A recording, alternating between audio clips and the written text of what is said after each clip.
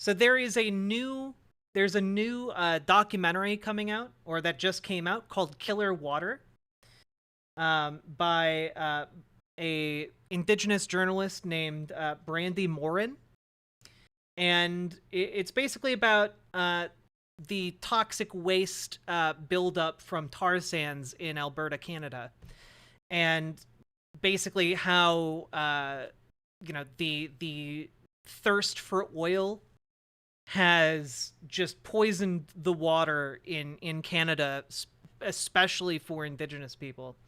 So here's a short trailer for the film. Let's take a watch. Let's take a watch. See if it piques our interest. Supposed to be safe to drink, so I don't know, would you feed your family this?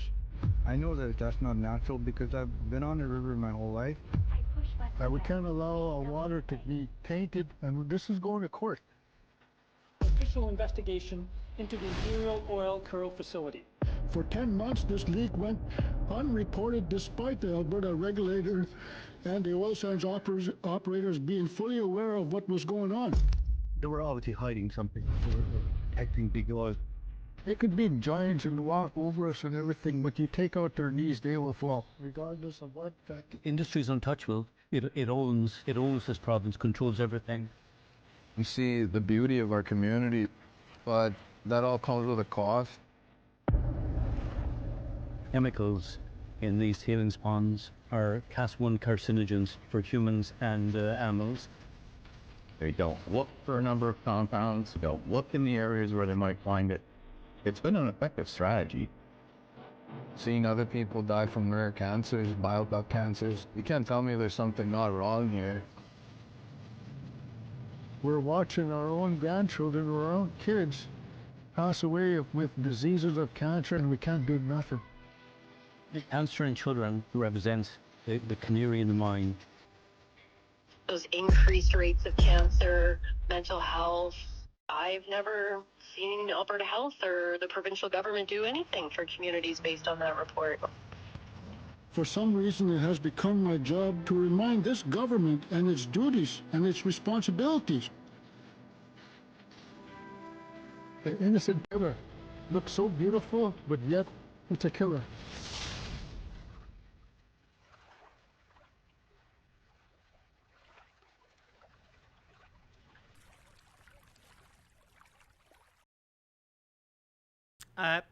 That looks cool. Maybe we'll track it down and have a community movie night about it. It looks very, very good.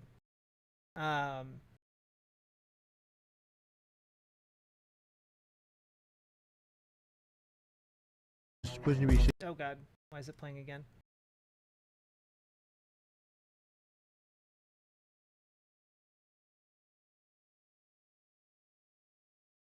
Oh, it's scheduled to premiere on YouTube.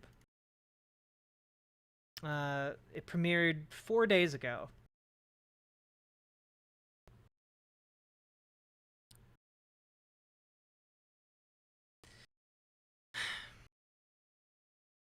Trudeau is all talk about reconciliation. They are killing them.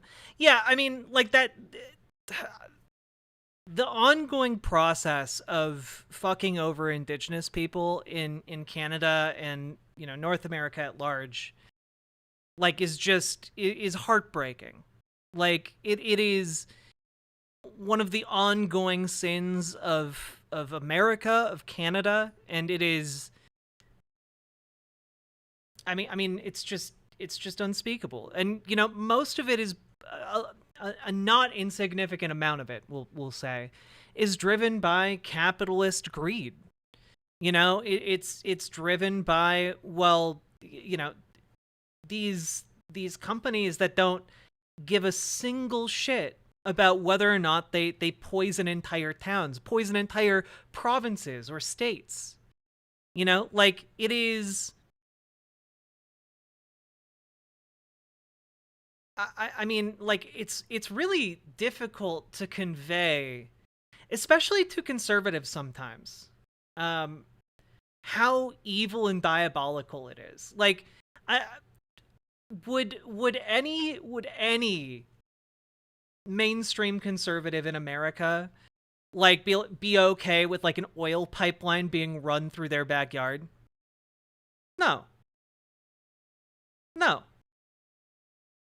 They like take out their 30 to 50 feral boar rifles and like go blow that thing up, you know? They'd have like a Bundy Ranch situation.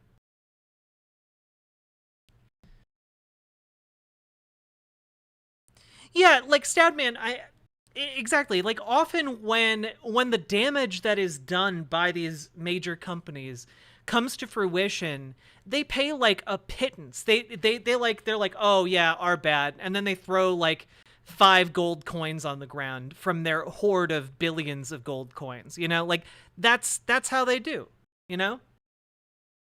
Well, not only a pipeline, but a nice side dish of cancer. Well, that's the thing. The pipelines come with the cancer. Like, there's no way to build an impervious to leakage pipeline. If you're building a pipeline, it is only a matter of time before that pipeline bursts and there is an oil spill and it makes your groundwater unlivable. And like I saw a story the other day, and this isn't related to the oil industry, but it's related to just how capitalism is a joke for companies, right? And this one, Amazon in Indiana, in Fort Wayne, Indiana. A 20-year-old worker died last year at Fort Wayne's Amazon facility. On the job. Worked to death.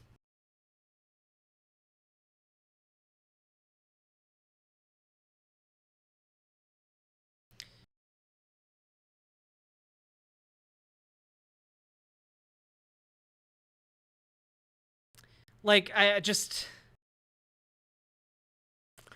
Dude was operating a one-man lift and then traveled 103 feet on the left to clear a jam on a conveyor line. Well on his way to the stuck conveyor, Gruspek's head struck another conveyor. He suffered blunt force head injuries and died. Again, because of lack of safety regulations at this facility. And the company's negligence is directly responsible to his death. Can any of you guess how much this company was fined? How much was Amazon fined for killing its worker? How much was Amazon fined? Any of you want to care to take a guess?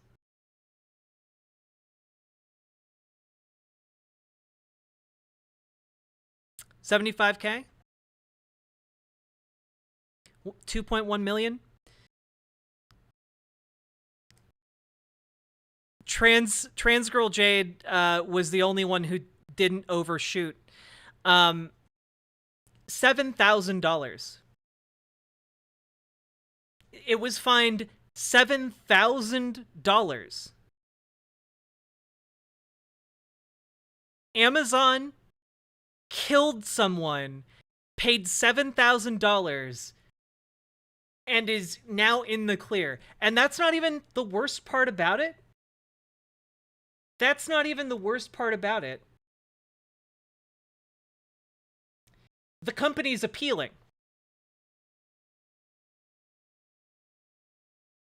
The cost of a human life to Amazon is $7,000, and they are going to appeal to try and have that reduced or eliminated entirely. Like this is what we talk about when we're relating, the experiences of indigenous people being fucked over by the tar sands and oil pipelines, and how those companies and that type of environmental exploitation kills people in those communities. Capitalist exploitation kills people in every community. And, like, it is imperative that, you know, even if we're not indigenous, we stand in solidarity with indigenous people who are fighting against the exploitation of both themselves and their lands. Because it's the same struggle. It's the same struggle. Yeah, Amazon makes $7,000 in like I would not be surprised, GamerG, if Amazon makes $7,000 in an actual nanosecond.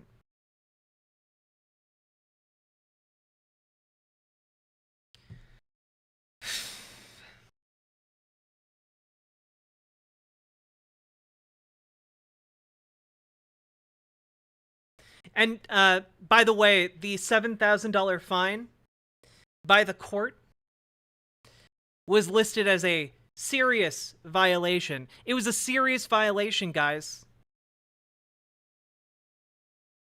A serious violation that killed a man. And that serious violation, that man's life only worth $7,000. And the company's like, no, it wasn't even worth $7,000.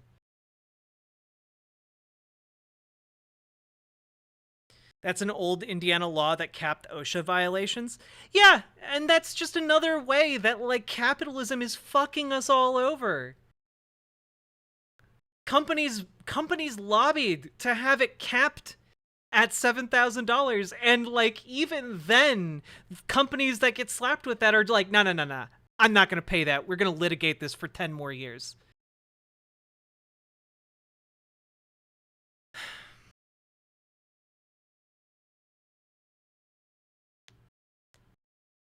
Amazon makes $18,000 every second in Q3. That's insane.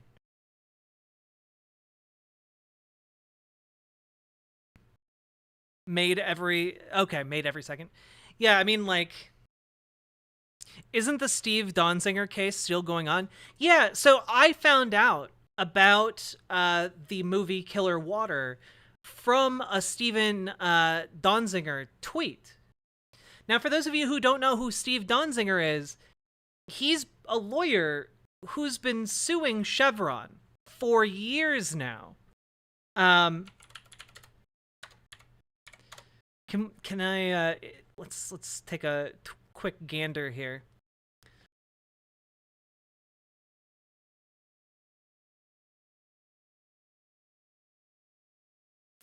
Yeah, he's known for his legal battles with Chevron.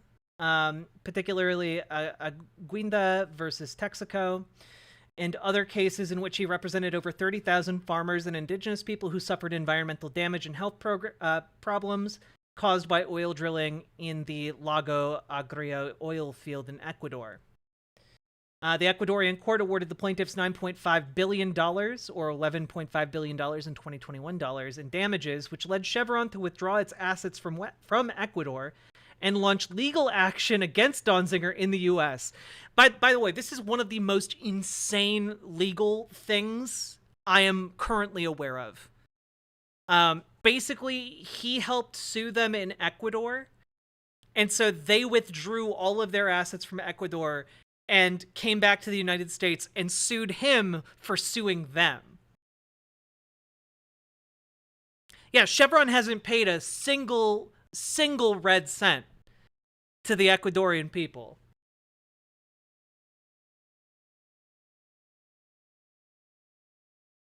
Yeah, let's see. In 2011, Chevron filed a RICO anti-corruption suit against Donziger in New York City. The case was heard by U.S. District Judge Louis A. Kaplan, who determined that the ruling of the Ecuadorian court could not be enforced in the U.S. because it was procured by fraud, bribery, and racketeering activities.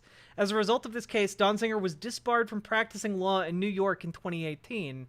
Donziger was then placed under house arrest in August 2019 while awaiting trial on charges of criminal contempt of court, which arose during his appeal against Kaplan's RICO decision when he refused to turn over electronic devices he owned to Chevron's forensics experts. In July 2021, U.S. District Judge Loretta Preska found him guilty, and Donziger was sentenced to 6 months in jail in October of 2021. While Donziger was under house arrest in 2020, 29 Nobel laureates described the actions taken by Chevron against him as judicial harassment. Human rights campaigners called Chevron's actions an example of strategic lawsuit against public participation, SLAP. In April of 2021, 6 members of the Congressional Progressive Caucus demanded that the Department of Justice review Donzinger's case. And in September 2021, the United Nations High Commissioner of Human Rights stated that the pretrial detention imposed on Donzinger was illegal and called for his release. Having spent 45 days in prison and a combined 993 days under house arrest, Donzinger was released April 25th, 2022. And in June of 2022, a federal appeals court confirmed Donzinger's criminal contempt conviction. In March of 2023, the Supreme Court declined to hear further appeals. Like, it is insane. So specifically because he wouldn't turn over devices to Chevron's forensics team, which, by the way, almost certainly those devices would have disappeared, given Chevron's previous handling of the case.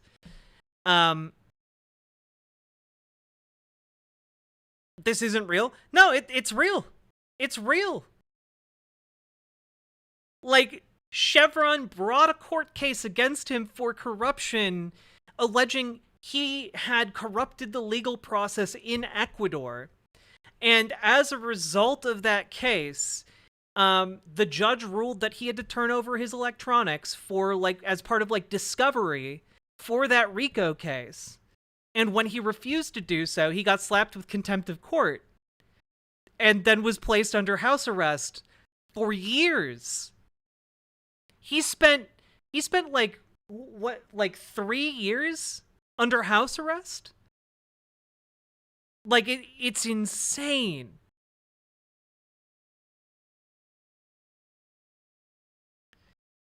The judge is quite literally bought by Chevron. Donziger once spoke how the judge was reading a newspaper, not paying attention to the private prosecutor who argued out the fake charges.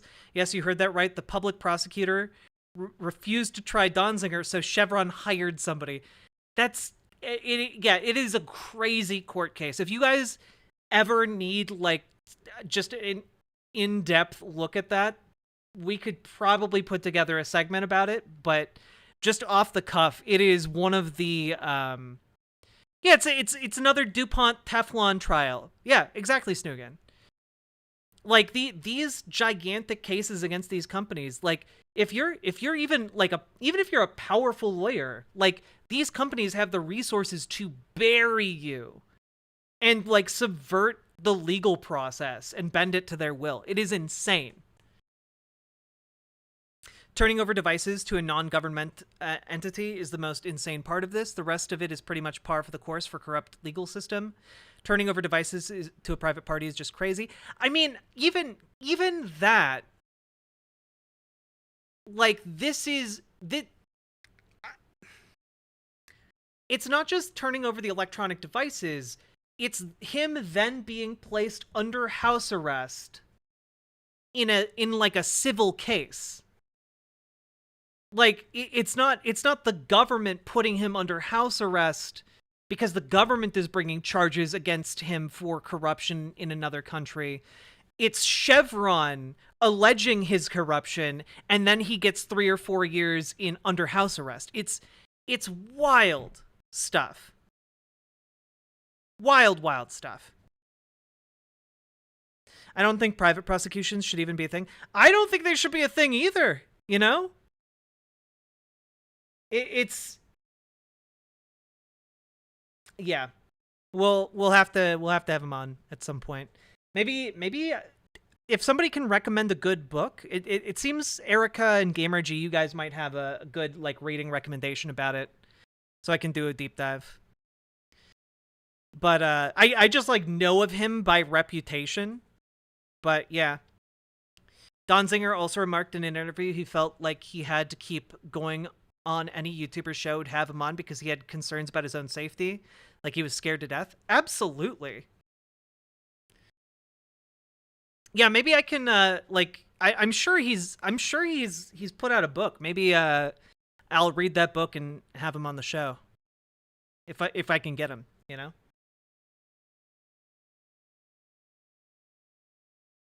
That'd be really, really cool. Anyway, go check out Killer Water. It looks like a really cool documentary, and it's available on YouTube. So check that out. Learn more about the indigenous struggle against oil exploitation of their lands.